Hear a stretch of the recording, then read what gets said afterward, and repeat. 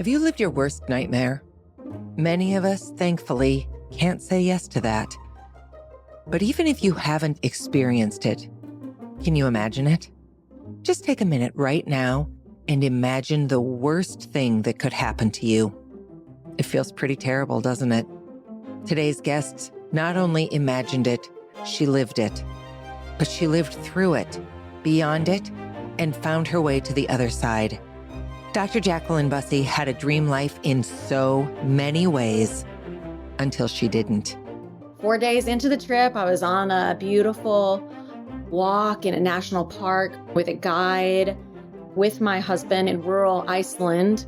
And all of a sudden, he screamed. He said, "I can't breathe." And he put his hands around his throat like that. And I turned around and I did not know it at the time, but he dropped dead right in front of my face. Hi, I'm Dana Del Val, author, TEDx speaker, and visibility coach for leaders ready to effect change and become audaciously visible. On this podcast, I sit down with leaders from across backgrounds to explore the space where curiosity, connection, and progress meet, especially in a polarized world. Welcome to Brave Middle Ground. Jacqueline, welcome to Brave Middle Ground. Hello. Thanks for having me, Dana. Gosh, thanks so much for saying yes. It's been a really long time since we have connected. I think pre-COVID. Absolutely pre-COVID. Yeah, I'm sure. So, before we jump into your life in these last years, which has been, well, I'll let you tell your story of your life in these past years. I'm curious to know from your perspective, whatever angle you want to take, what does middle ground mean to you? Oh gosh. Well, Dana, I was thinking about this like before we got on here, and I was thinking about the ways in which life is not just one thing. For me, the hardest thing about life has always been and has even become more so that life is really a both and. I was speaking recently at a national youth gathering to like 25,000 youth. And one of the things I said is that, life is both mud and sparkle. So I'll just keep Yeah. it in those simple terms. And I think we live in the middle of that, right? That if we're realistic, we don't fall into total cynicism and despair, but yet we also are like, there's a lot of really cruel, bad, negative, hateful things that happen in this world to us, around us, from us. And I think, to me, when I think middle ground, I think of navigating that both and in our everyday lives. Yeah, that's fantastic. And I think I just was saying to somebody the other day that I love this moment I'm in because I am in a period of calm, which is enabling me to be incredibly productive and to pursue all these things that I'm interested in. And I know that I won't always be here because, I have parents and we're all aging. So they're all in incredible shape right this minute, but someday they won't be. And I mean, there's just, that life is throwing curveballs, and sometimes the curveball might not come at you for a long time, but it's coming. Absolutely. I mean, it's Yeah. unfortunate, but it's so true. Yeah. No, Yeah. yeah.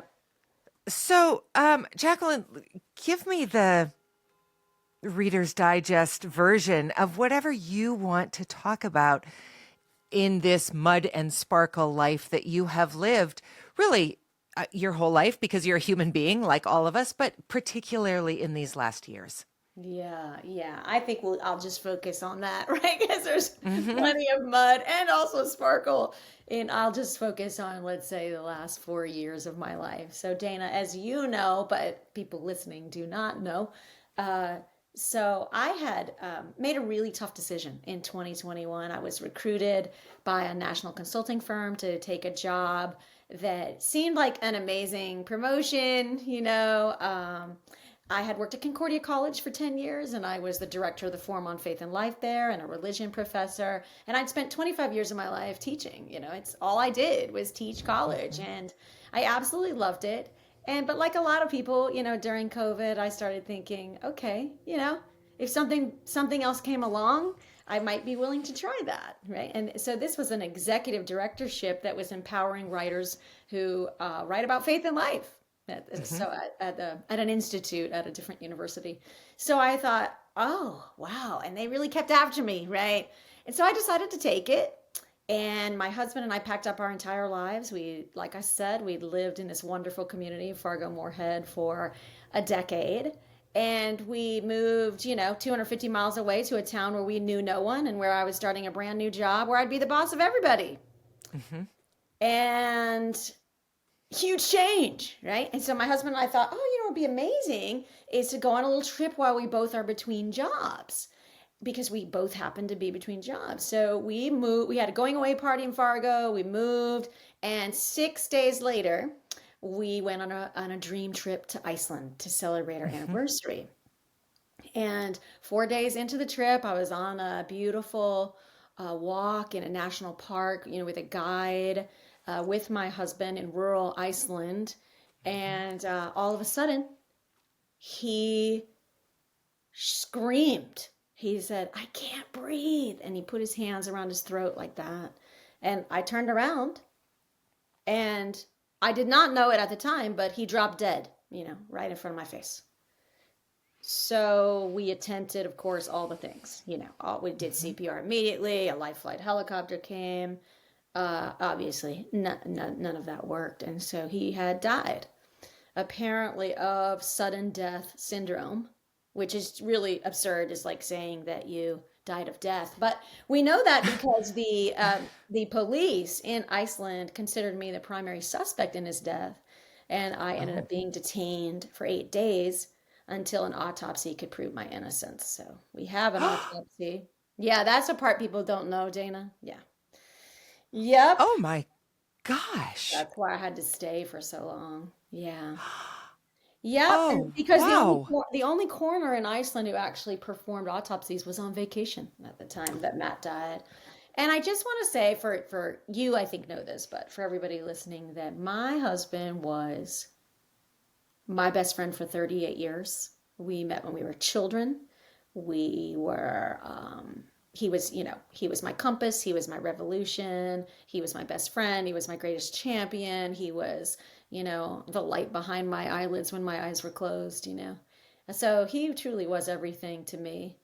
And, yeah, so imagine the worst day of your life, the worst possible thing happening, and you don't know a single human around you in an entire nation that's literally an island, and you don't speak the language, and the cops think you did it, so they send you back to the hotel.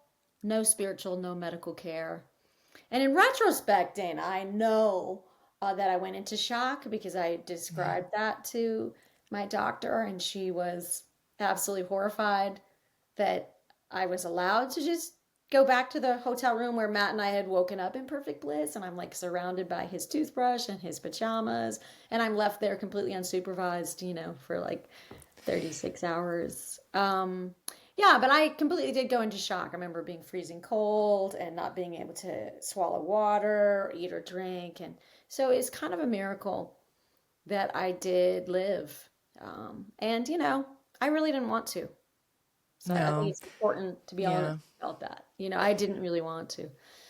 So, then I was released after the autopsy proved my innocence. And it said they didn't really care what killed him. They only cared about this part. It said Yeah. no third party interference. Oh. Yeah. So then I was allowed to leave. But I was forced to carry his ashes home in my carry on bag because that's required by law. So you can imagine how that went. By that time, I had a dear friend who had come, and was able to accompany me on the most hellish journey of both of our lives, I'm sure. Yeah. Right, but such a good friend. So fast forward. So then I go back home. I'm going to say home, right? To a home To I've this never new lived location. in. Yeah, Yeah. without a single friend, without any infrastructure, like no church, no therapist, no doctor. I couldn't get in to see a doctor for 4 months because I was a new Of patient, course, because why right? would you be able to? Yeah. Right, of course, because that's healthcare in the United States, right? But Hmm. also when you're new, times it by 12, right? Yeah, So I'm I sure couldn't that's get in true. to see anyone, like, because I was a new patient, and they were like, "We don't, we're overloaded as it is." So, yeah, I had to wait 4 months to see a therapist. Didn't know any of the neighbors. Didn't have a single friend in town. Boss of everybody at work, so you can't be making friends with people at work, and had to start my job. Yeah. So Okay, yeah. Okay. Do you have a question? Because then I can fast forward to what I did. I do have a question Yeah. because Probably a you are thousand. no, I think it's one big question which may prompt additional questions, but Yeah. you are a vocal person of faith. Mhm. I mean, it was your career, your avocation, your spiritual practice. You're a practicing Christian, all these kinds of things. What were you saying to God in this between period, but primarily down in the mud, like your Job period of life? What Yeah. were those conversations like? Yeah. Well, that's a really great question. And I did have probably 100 friends who were like, this is truly a Jobian moment for you. Because I mean, I Yeah, really had I lost mean, everything. But, my yeah. job, my colleagues, my friends, all in a period of 10 days, Dana, like you're saying. So, I was going to answer your question by saying nothing. Because what really happened between me and God in that horrible traumatic moment was I described it as an iron curtain Uh, fell between me and God, like yeah. completely. Uh, but if I was being more honest, which I think one of the things I respect about you is I think that we have in common, right, is that we are truth tellers, even Yeah. if people don't really want to hear it, right? And Hmm. even if it's really hard, and even if we're really vulnerable. So what I really was saying to God every single day, and I'll preface this by saying that PTSD is a terrible thing, Yeah. and I was diagnosed with that, very severe. I mean, you can imagine, right? And so what I really was saying to God every single day was, please let me die. Yeah. Mhm. Yeah. That's really, I would say, for a solid year. Um, if I said anything that resembled a prayer, it was only that one. Yeah. Yeah. So, yeah. Okay. So, God did not grant that wish, that request. No, in spite Um, of my my yeah. deepest longings. Yeah. Yeah. I mean, isn't it so interesting? Sometimes the answer is no. Yeah. And Exactly. no is really hard in the moment because in the moment you can only know what you know. Exactly. And you can't Yeah. see the other side of anything, and you can't imagine that could ever be blessings again. No, Um, it's a true middle ground, right? yeah, It is yeah, because, yeah, and I'm glad that that prayer wasn't granted to me, of course, now, but yeah, sure. yeah. Okay, so you're in this the thickest worst mud, maybe the mud. I was reading excerpts from one of your books, and maybe the mud, like you and your friend walking through that terrible storm on the way home from school and her losing her shoe and you Yes, we're about to ruining your little go. white tennis shoes. I mean, that's Yeah, some pretty yeah. serious Pretty mud. serious mud. Yeah. How did you come out of that? Yeah. Well, now that is the sparkle of this story for sure, Dana. So there I am in a house filled with boxes. I don't think I mentioned that my husband was taking 4 months off of work so that he could unpack everything and nest, as he called it. And so Oh, we had done, I tried to do some unpacking before we left for Iceland. My husband was like, no, no, I'll do that when we get back. So what do I come back to? Right? mm, 200 packed boxes in my house. And they have my dead husband's things in them. And they also have mhm, my things because people are like, oh, it's too early. Don't sort through those things. And I'm like, yeah, well, if I'm going to wear a coat this winter or shoes, I'm going to have mm-hmm, to do it. We've been married for 20 years, So I was like, right. all the stuff is together. So I'm forced prematurely, Dana, to have to go through things when I'm not ready to do that. Because am I going to put my dead husband's clothes in the closet? Is that what I'm going to do? I'm going to have to What take an them out enormous later. question. Yeah. I know, right? So it's chaos. And I have almost never done this in my adult life, but I turned to my friends and I meant it 100% with sincerity. I got to start this new job. I said, I can't do it. Like, I can't unpack these things.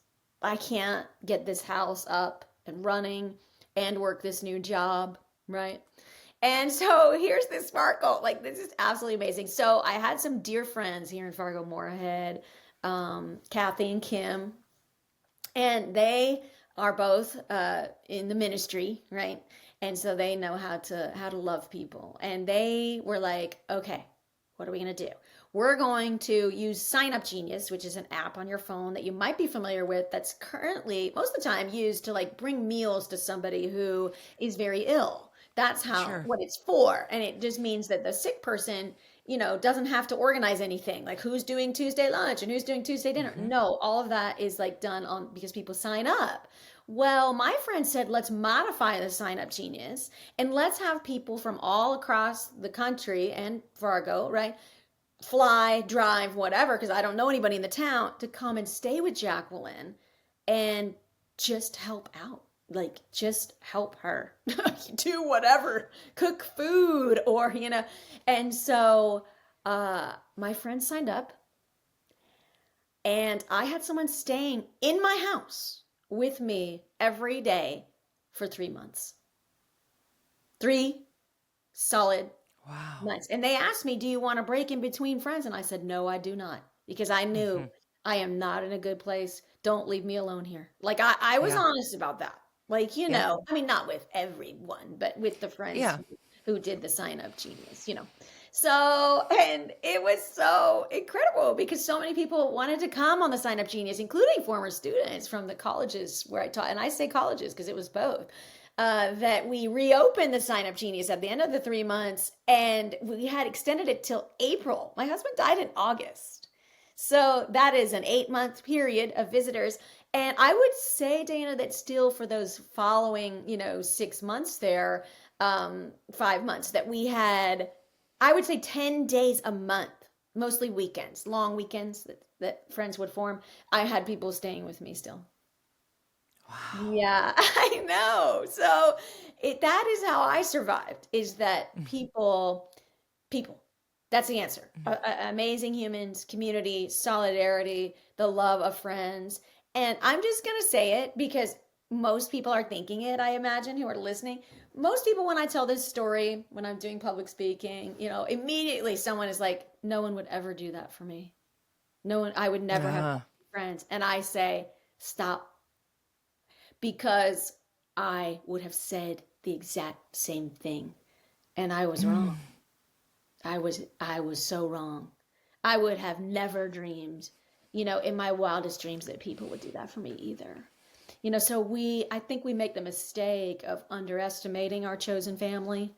Uh, And as I don't have much biological family left, right? So I say that with intentionality. Matt and I don't have children. We don't have grandchildren. We don't have aging parents, right? Unlike you, right? So, hmm. so Hmm. I do have an amazing sister and nieces and nephews, but they live really far away. And my niece did come, but otherwise, no, right? So, it's just an amazing thing. And we can talk about, if you want, then how that shaped my life today, what those people did, which has had the most radical formative impact on how I live now. So, I do want to talk about that, but I want to insert a kind of a parallel experience that's both similar and not at all similar.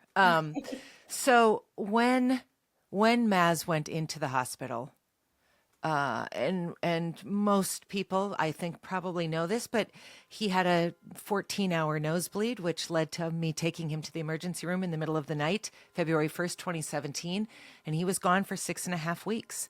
2.5 weeks in the hospital and 4 weeks in inpatient rehab. And what's so interesting to me as I'm listening to your story is long before that nosebleed, I had already started isolating, already started making my life, our life, as small as possible because of the shame, because of all of the things that addiction brings about. that's right. And I told almost nobody. Mm. Oh, I mean, the fewest number of people I had to tell. So we had people who were close to us in our lives who had no idea. until 3 years later when we went public with it. And Wow. the reason that I'm sharing this is because isolation, I think, for whatever reason, is often our go to in times of real trauma, real Yes.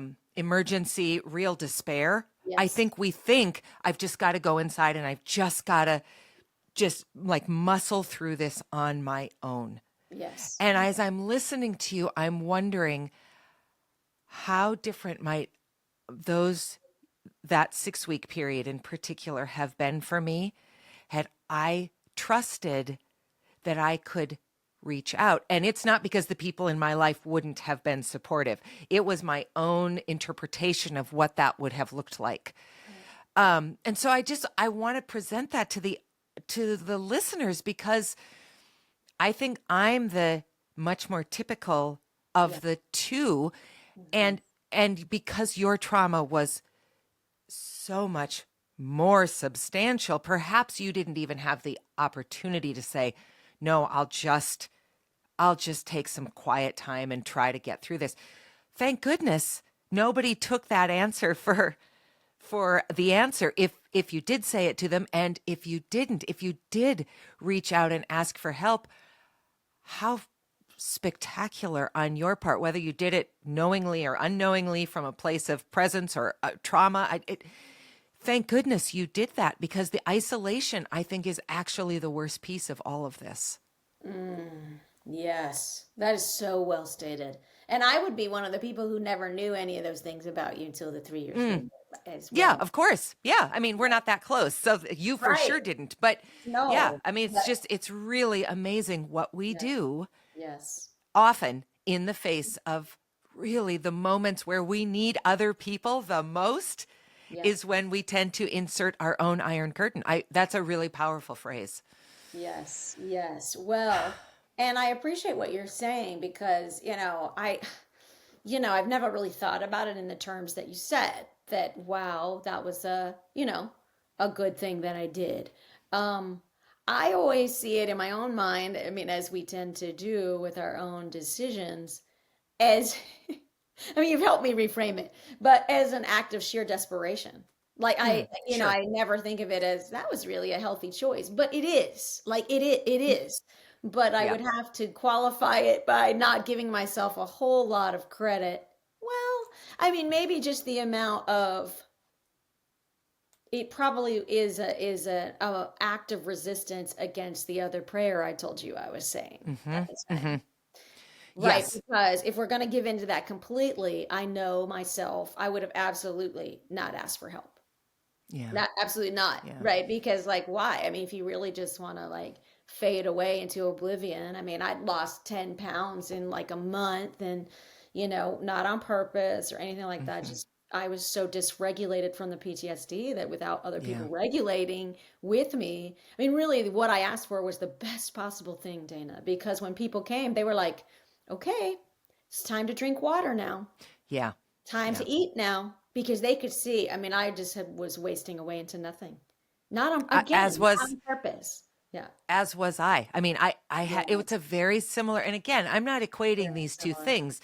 Um, but when you're in the middle of Yeah. something like an addiction, you can't say, oh, "I bet this will work out just fine." So No. it felt dire, and I too lost a boatload of weight. I Yes. basically stopped eating and drinking.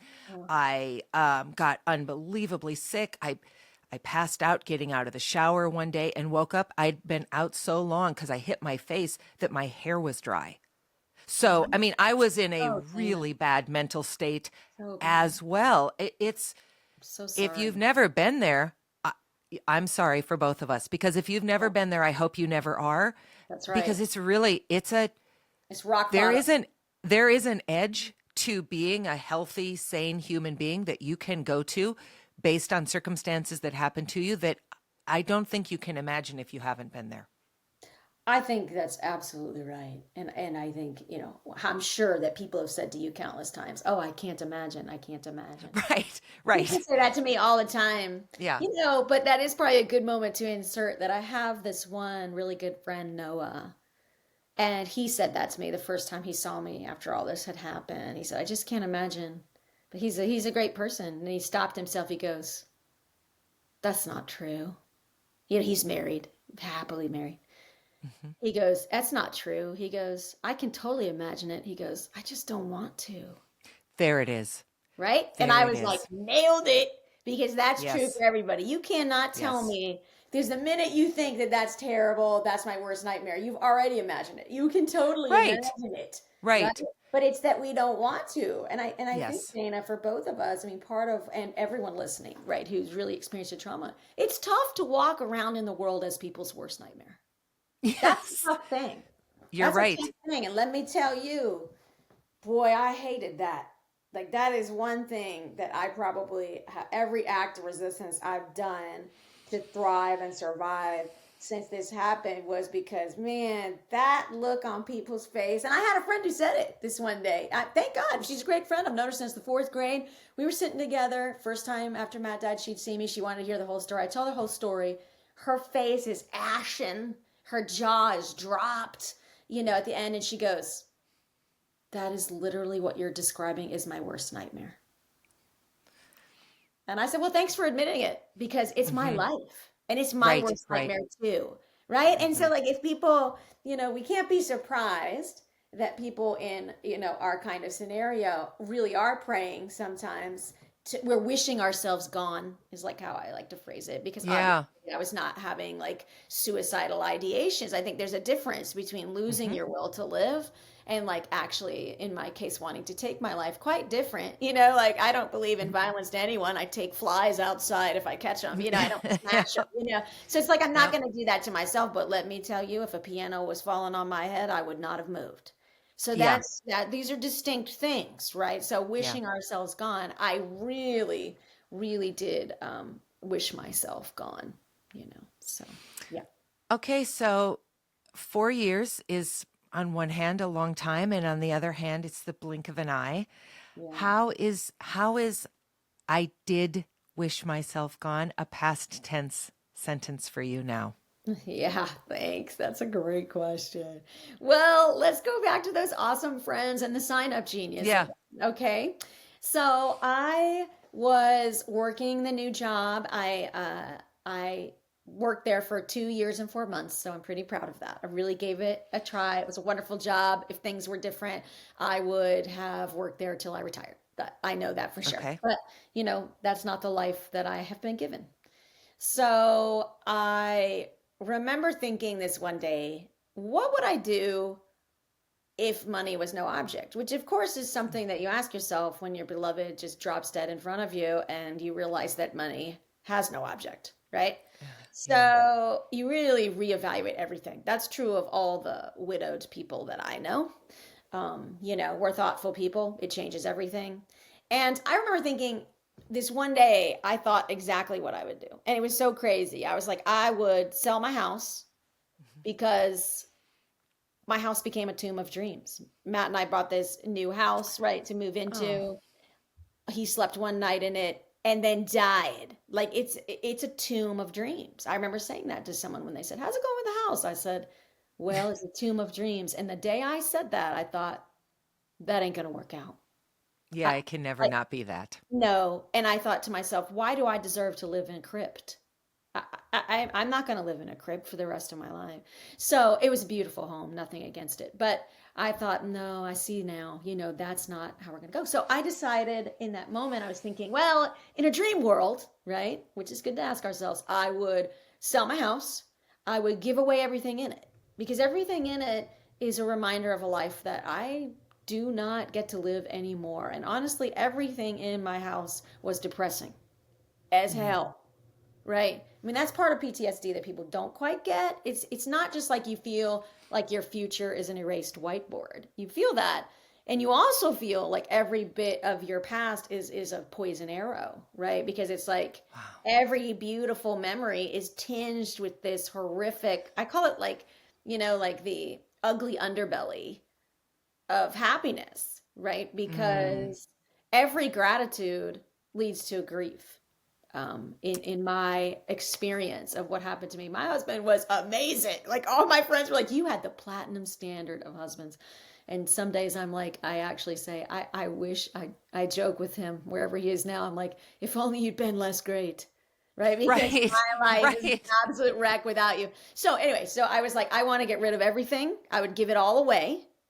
I would sell the home. I would quit the high powered job, and I would do my writing and public speaking on these topics that you and I are talking about. I would do them full time. Now, I had always been an author, a writer, a public speaker. It was not even, I would say, side hustle, but not really, because it was part of my job as the director of the Forum on Faith and Life. Concordia loved that I did that. They were so amazing and supportive. I was 2/3 a public theologian, basically, for the college. I only taught 1/3 time. So I was expected to do those things and build those community relationships. So I was already doing that and I loved it. I flourished within it. But I thought, oh, I'd love to do that full time, be my own boss for the first time in my life. And most importantly, Sparkle, I would want to spend a year of my life showing up in the same way that all those people showed up for me, and they saved my life. And I thought, if I could just spend a year of showing up, and not for the same people, I'm not saying pay back unless they needed it. Yeah. I'm saying Right. pay forward, Dana, right? So pay Yeah. forward, whether it was a joy or a grief, whether it was extraordinary or ordinary, whether it was cancer or a concert. I wanted to be the one that people called. And over time, that idea would not let me go. And I would like pitch it to some friends, be like, would you think I was crazy if I, like quit this amazing job with the lakefront office and the big paycheck and the healthcare, to like not have any of that and like just show up for people? And they were like, I mean, people were stunned. Like when I shared it, they were like, and they were unequivocally supportive, which was the amazing thing. Oh. Like I expected people to be like, oh, wait, what? You're going to quit your job. You don't have a partner. What's your backup plan? Literally no one said that. And so I kept thinking, I think I'm going to do it. I think I'm going to do it. And then I put it in motion and I did it. I own nothing. I own a car, right? And I rent a room where I am now, in the basement of my friend's house. It's all her furniture in the room. I mean, I have clothes and books, right? So let's be on, and important memorabilia. But apart from clothes, books, and photos and mementos, I own nothing. And it feels so free. And that's why I thought I can do the year of showing up, Dana, because I have all this tragic freedom, which totally sucks. Okay. Yeah. It sucks to Yeah. not have kids or grandkids or husband or a traditional job. On the one hand, okay, sure, right? Or a house that's your own. You don't have to live in a basement. Sure, that sucks. But it was very clear to me one day when I was thinking about it, tragic freedom is still freedom. And I have way more than most people. Like I can actually drop everything and go to people in a Hmm. way that doesn't make them feel guilty. Like I'm not leaving my kids and I'm not leaving my Yeah. husband and my job goes wherever I go, right? I'm writing all the time, doing things like this, doing podcasts, doing speaking. I can do that from anywhere, right? So it was really, and so I did it and I launched it and it goes through December of 2025.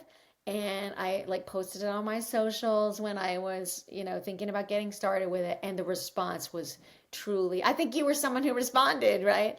Yeah, I think I was too. I think that's how you knew about it. So the response was truly overwhelming. I think there were over 900 comments. And so I thought, yeah, okay, goodbye, life that is everybody's worst nightmare, and hello to a life that really feels worth living because I'm composting my trauma.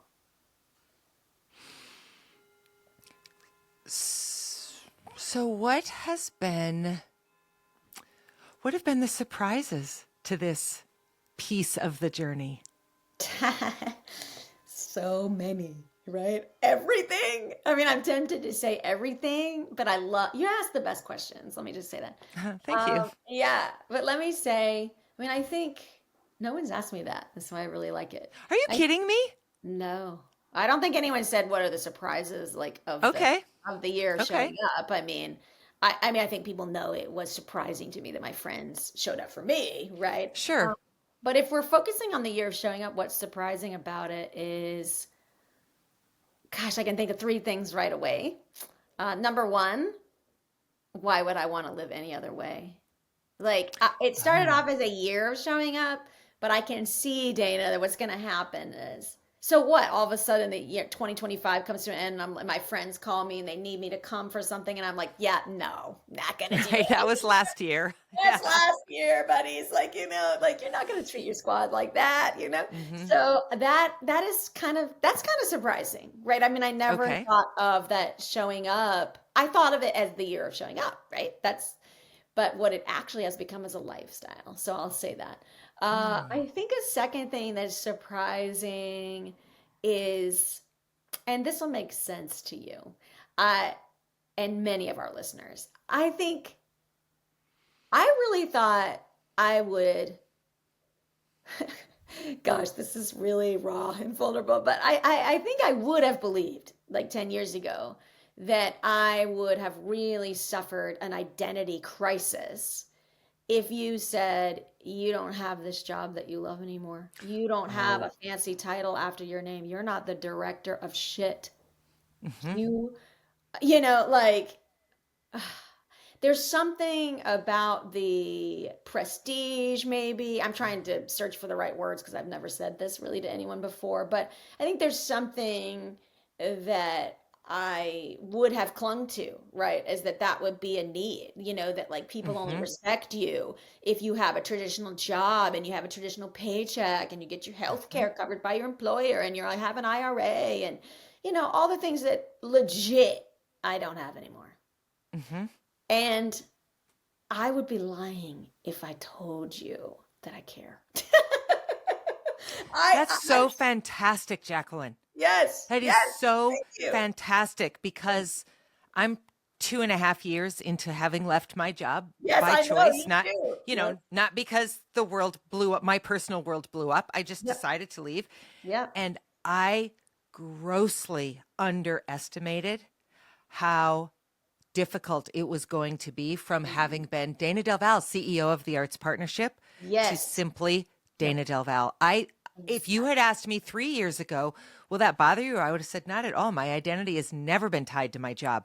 I had no idea how much of Oh my my, identity oh my, was tied to my job until so you didn't I know. was sending out notes to people and they weren't responding.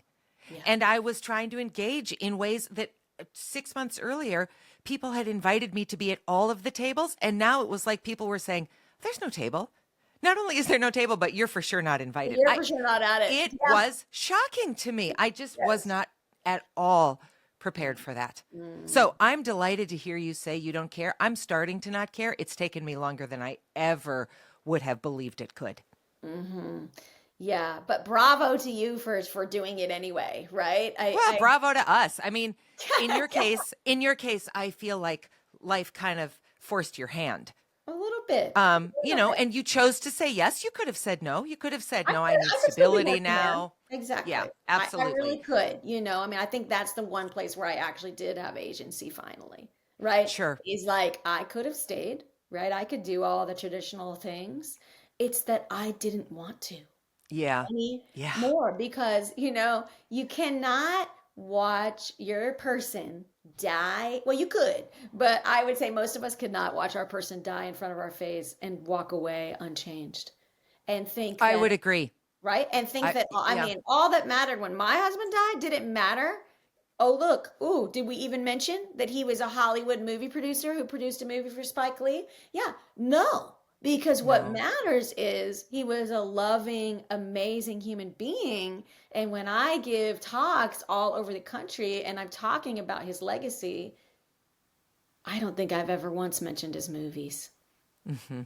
But boy, I got some stuff to say about what it means to be a rape survivor, which he was, and what he taught me about that. And he's out there changing lives because I'm sharing the story of how he rejected shame culture, flat out rejection. And so that's been so, and of course that did tie into the art that he created, and that's really Yeah. beautiful continuity. But that's his legacy is not his job. Hmm. Like his legacy is the people he loved, and damn, did he love us well. Yeah. Like I Did you can know I guarantee never you met him? home. What's that? I said, did you know I never met him? No, I didn't know that because Yeah, no. we had that big premiere for his And Spike Lee movie downtown. I'm so sorry that yep, was and I was, yeah, no, it's all right. I mean, I feel like I knew him because he yeah, was so well spoken of by yes. so many people, but I Mhm. just he was one of those people who I thought, well, I'll meet him. You Yes. know, I And mean, we had it's not like talked he was about you coming over. 95 years old. Yeah. Right, exactly. But we had talked about Yeah. you coming over for dinner. Remember? Yep. Because Yeah. he was I such do. an amazing chef. We had definitely Yeah. discussed it and we never got around to it because we were both CEOs, right? Because Yeah, and because life is busy and yeah. right. Exactly. Yeah. So Yeah. it's just Well, it's incredible. But you're absolutely right. He his physical body certainly is no longer here, but his spirit and his intention and his lessons live on through you. And then who knows where those ripples have gone and will continue to go. It's so extraordinary. yeah, thank you. Thank you. Well, when I do finish talks and I've spoken of him, I always look out at all the people there and I'm like, he lives on. That Yeah. was the first thought that I had after I spoke to all those youth, in New Orleans Yeah. last summer was the kids started to cheer, you know, and they gave me a standing ovation. And I thought, that's for Matt, you That's know. for the two of you. Yep. He lives Because on. Mhm. let me say this, Jacqueline, because I think this is another interesting area around loss and trauma and all of those things. When you are the spouse, there's a really, I think, challenging role to play Yeah. because you didn't die. I Yeah. I didn't go into a medically induced coma Right. No, to no, you deal did. with my No. detoxification. I did all of these things, but I was there for it. I'm the only person, like you're the only person who actually witnessed the evolution of this phenomenal transformative change. Yeah. Yeah. And yet, in some ways, we're just the spouse of the person who had this thing happen, which is it's a very complex place to be It is. in a lot of ways. Do you find that? I do. No, I completely resonate 100% with what you just said. Yeah. And my mind is still coming back to, if I can be perfectly honest, because you're like, well, we didn't die. I didn't die, you didn't go into a coma. But I do think that sort of the problem with our culture is that a lot of people treat me as if I did die, right? And even like the way that Mm-hmm. if we're gonna, I talked very positively about the friends, but it's also true what you just said about tables. Um, Mm-hmm. Oh, of course it is. Of Yeah. course. Like, Yeah. I recently attended a rally here in Fargo and people are like, "Oh my God, Jacqueline Bussie, you're here." And I'm like, "Yep, lived here for 2 years." And everybody I saw, everybody was a couple. And they were couples, that Matt and I used to hang out with and used to have us Yeah. over, at least once a month, and we'd have them over maybe once a week. And my couple friends, I wish I could sit here and say that there is a place at their table for me, and I would be lying about some of them, Yeah. but it's really more the exception, right? It's the exception where that's different. This is a couples culture, right? Yeah, it Everything is. in the United States is couples culture, and I have a new compassion for people who have to live single, whether they chose that. If they chose that, they're probably super happy with it. Those of us who didn't choose that, far less happy. And there is no place at so many people's tables. And it is a cause of deep grief. I'm with you on that. Yeah. I'm sorry to keep making it sound like, how you and I have had the same lived experience, but my my parallel to that is that a lot of people did not know what to do with us once they found out that Maz was no Yep. longer drinking. Right. What What do do we we do do now? about alcohol? Right. And At our people house. were very awkward for a while. Not everybody, but a Yeah. lot of people, a lot of men were like, okay, our whole thing was we drank whiskey together. And so there was this weird kind of latent guilt. There was this weird discomfort. There was this weird, well, what the hell are we going to serve you? Like, you're just going to have Diet Coke all night? It's a very complex thing. You're right. When you break from the expected norm, Right. people, some people don't know what to do with it. And so it's easier to just sort of go, I don't see her. Oh, yeah, I don't know where she is, Where than is to say, she? this won't be easy, but we'll figure it out. Mm-hmm. That's right. Because it's a drinking culture as well as a couples. Oh, man, is it ever? Yeah. Man, is it Yep. ever? You would know better than anyone, right? Yeah. How true that is. And then when we don't fit inside, you know. Um, Well, because I think that what it does is it forces people to look at their own lives. So again, your friends who said, "Oh, it's my worst nightmare." Yeah, it's everybody's worst nightmare, and you happen exactly. to be living it. Like, there's Welcome to it. nobody around who's like, "Oh, it's not my worst nightmare." Sounds Nobody great can to say me. that. Exactly. No, No. it's not a club anybody wants to join. Nobody really wants to be the spouse of somebody in recovery. I'm grateful to be on this side of it and to have him in recovery. But I know. was life simpler before he became an alcoholic? Of course it was. I mean, it's just nobody wants to join these difficult clubs. And yet, I want to go back because you told me you could think of two or three things, and I think I interrupted you after one. Tell me about some of the other sparkles that have come out of this, which in no size, shape, or form discounts the fact that I imagine if the universe came to you and said, we could bring Matt back, here's what it would take.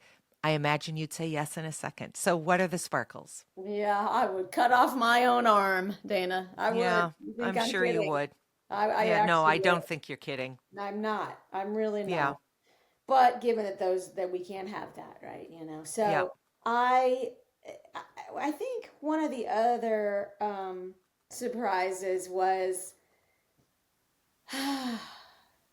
you know, I went back and I was trying to organize some photos, and I was looking at photos, and I think the story that I tell myself, and I think a lot of us do this, so I think this is relevant for everyone listening. Sometimes we say to ourselves, "This is so bad. I, I am so sad. That person is so mad. Whatever it is, that's going to be that way forever, Oh, and I'm going to be this unhappy forever." And mhm. I think that's a story that I have told myself for a long time because the grief never disappears. I'd be lying if I'm Mhm. like, "Yep, woke up one day, felt great." Nope, nope.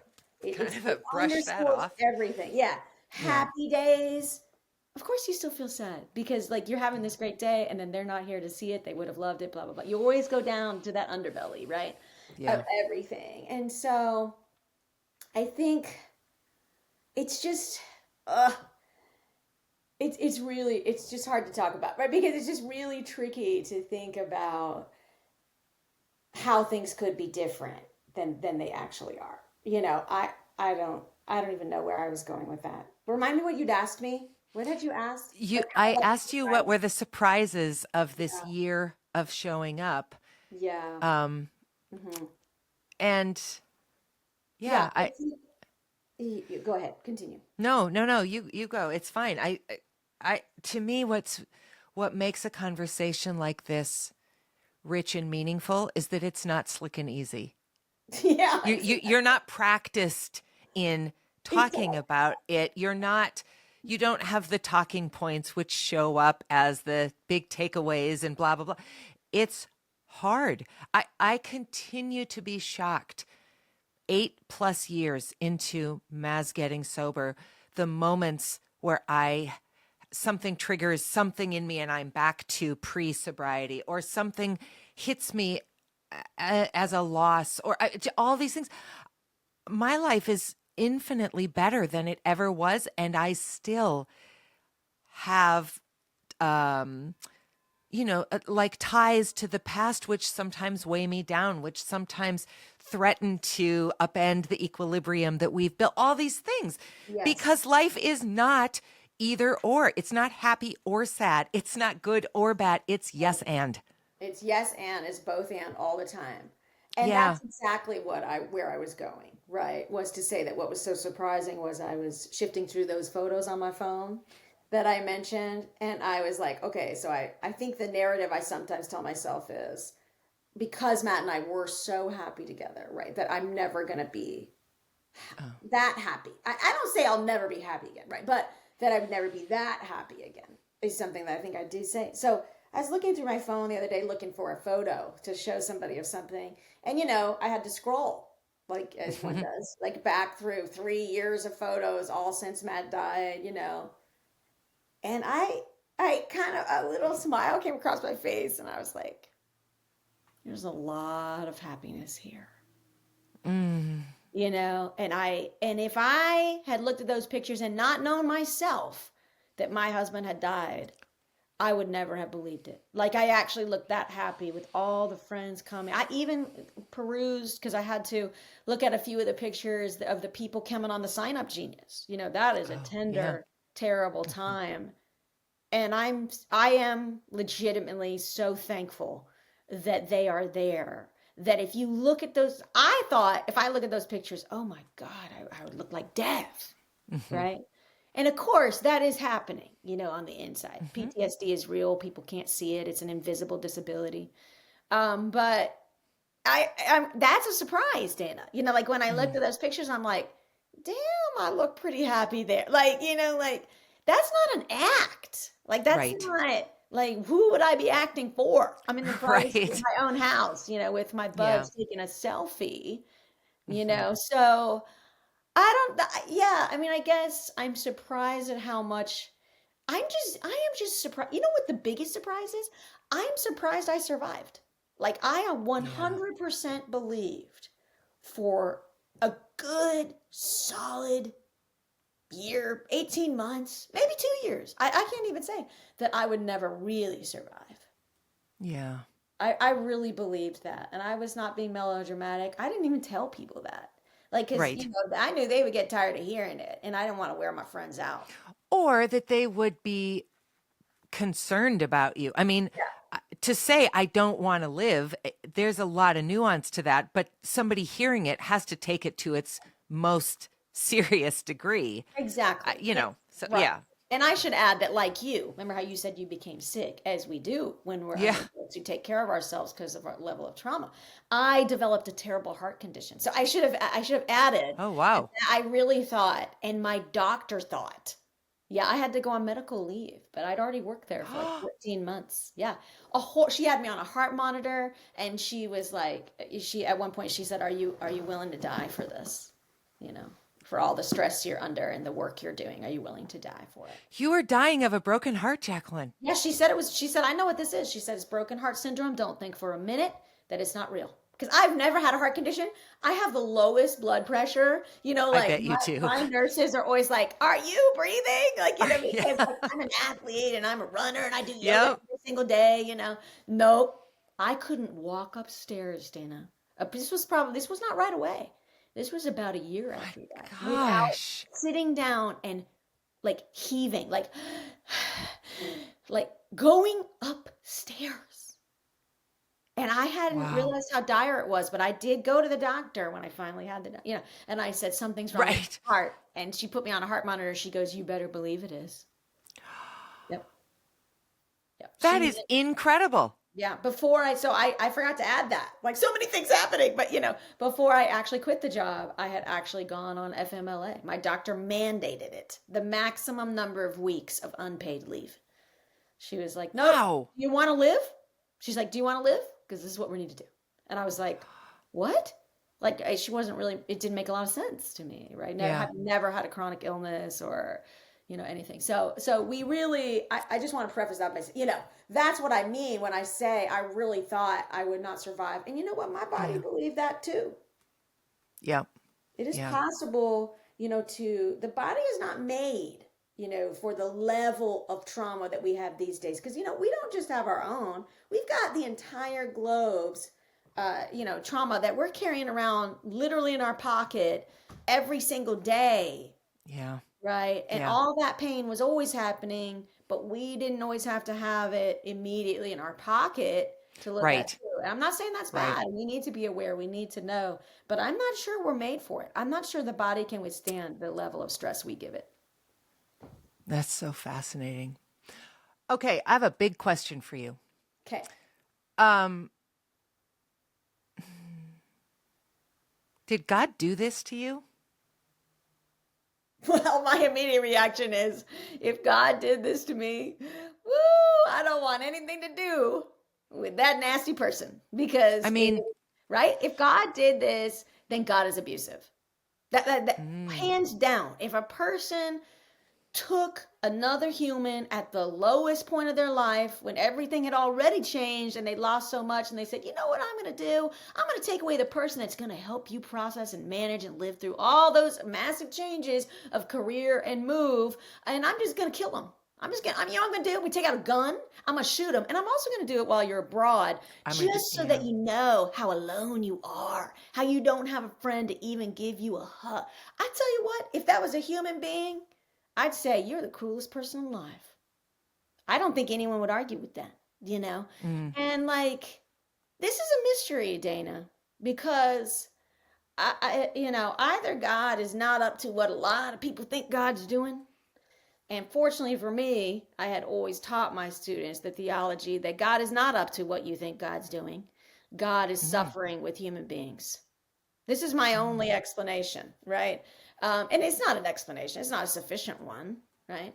But if God is not suffering, let's put it this way, if God is not suffering and feeling, the tears of this human life across this globe, then God's the only one who doesn't know how bad it is. And what kind of God would that be? Hmm. If God is a God of love, then God is suffering. And of course, if you are a believer in, you know, uh, many world religions, right? Including Christianity, most of all, I think, and the emphasis on that God is a suffering God who accompanies you in your suffering. I mean, that's literally Jesus, right? So I think that, God and I, we've got a lot to work out.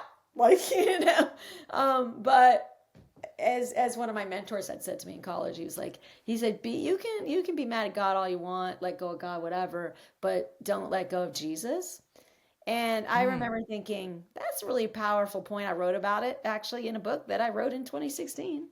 Um, and I quoted that because it was really powerful to me.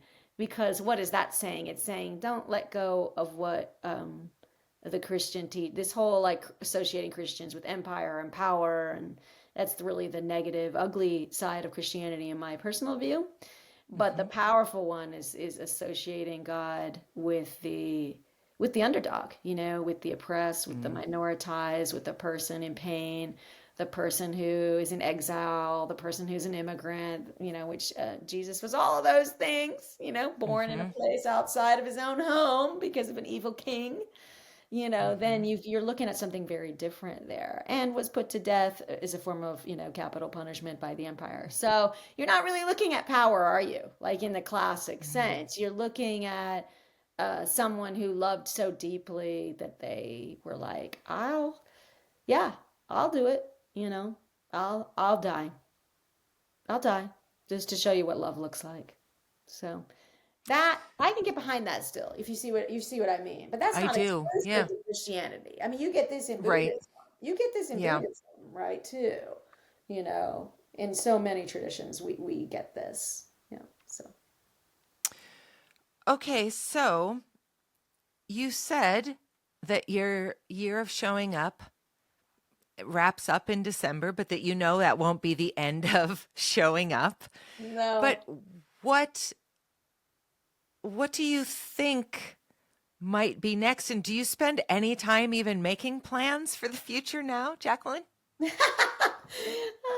Yeah, that's such a great question because there's that line in the Talmud that that Jewish text Yeah. where and it says human beings make plans and God laughs. And God laughs. Yeah. I Yeah. And I just believe laughed me, I've lived it instinctively. every minute. Yeah. Right? Exactly. I just laughed instinctively, not because I was thinking of that quote, but after Yeah. I did it, I was like, plans. Oh man, the plans I had, every last one of them erased, Dana. Every Yeah. single plan that I ever had, gone. And so, you know what? I mean, obviously, I have to think about where am I going to get health care, Hmm. insurance, I mean, so I don't, I mean, I'm not going to overstate it, right?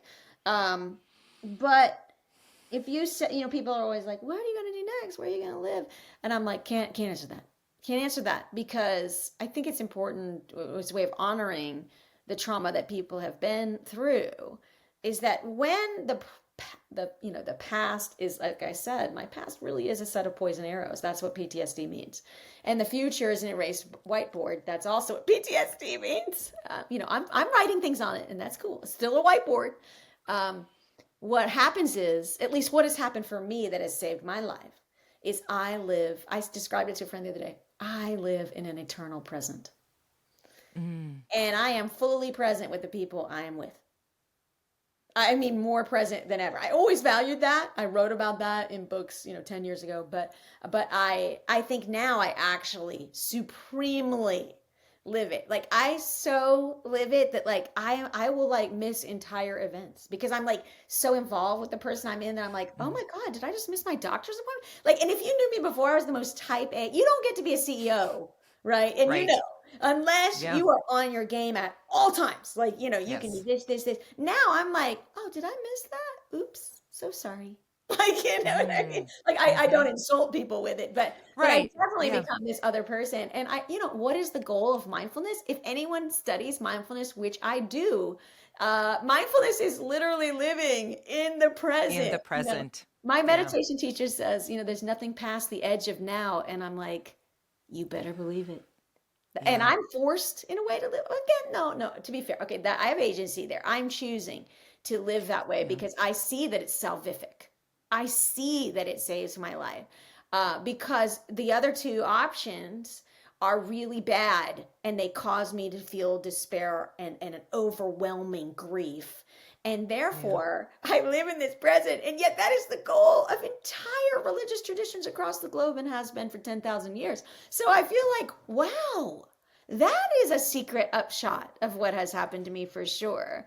Because Yeah. Maybe in some ways you've transcended.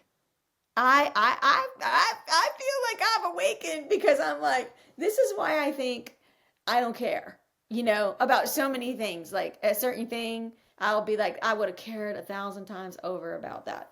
I don't Hmm. care. I don't care. Like I am just like I'm like a kite. Like, Yeah. I'm such a kite right now. And when I think about the future, it upsets me, right? It's depressing. Am I going to be alone for the rest of my life? A lot of us ask these kind of questions.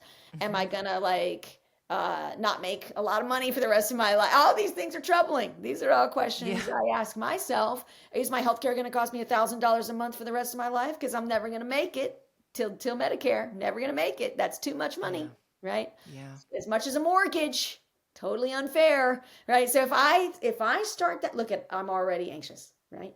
See, Yeah. so no, I'm like, there isn't anything past the edge of now. And I know that because I watched my husband take a selfie, smile, laugh, and in the next second, Dana, die. So I will never be the same. There really is nothing past the edge of now. And that doesn't No. mean we live irresponsibly and we don't plan. Everybody out there knows I'm not advocating that. But what I Hmm. am saying is, ooh, think differently about the things that we think matter. The prestige, the name, the title, the job, the paycheck, the passport, like whatever it is, like whatever we're thinking, all that matters is the showing up. I just believe it. I don't know why. Yeah. Mm. I feel like that's the perfect place to end. All that matters is showing up. Yep. I I mean, think you you showed say up it like this here. You all the showed, time. yeah. It's really, it's true. We can't take anything with us. We don't get to pick. Mostly, we don't get to pick how we have our last moment. And so then just show up and be as present as you can be. Yeah, Wow. absolutely. Yeah, it's working for me, Dana. Well, that's good. I mean, out of despair has come something different. And it doesn't matter that you wouldn't have chosen it. It matters that you are doing it. That's right. We And do lots of things we wouldn't choose to do. We do them. lots of them. We floss our teeth. Yeah. Right? And I feel like this is a life worth living, and that's what matters most, Mm. So, yeah. Thank you so much for your time, for showing up, for being vulnerable, and for sharing a piece of Matt with us. I Thank you really so appreciate much. it today. Thank you. Absolutely. Me too. Thanks for having me on. It was amazing. Absolutely. Yep. Everybody else, we'll talk soon. Thanks for joining me on Brave Middle Ground. I hope today's conversation inspired you to embrace the power of the in-between and take steps toward deeper connection and understanding. If you enjoyed this episode, please subscribe, leave a review, and share it with your network.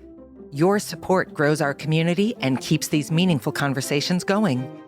For more information on Brave Middle Ground and everything else I'm working on, go to danadelval.com. Brave Middle Ground is mixed by Sound Advice, and our music is by Quinn Del Val. Until next time, I'm Dana Del Val. Stay curious, stay courageous, and stay connected.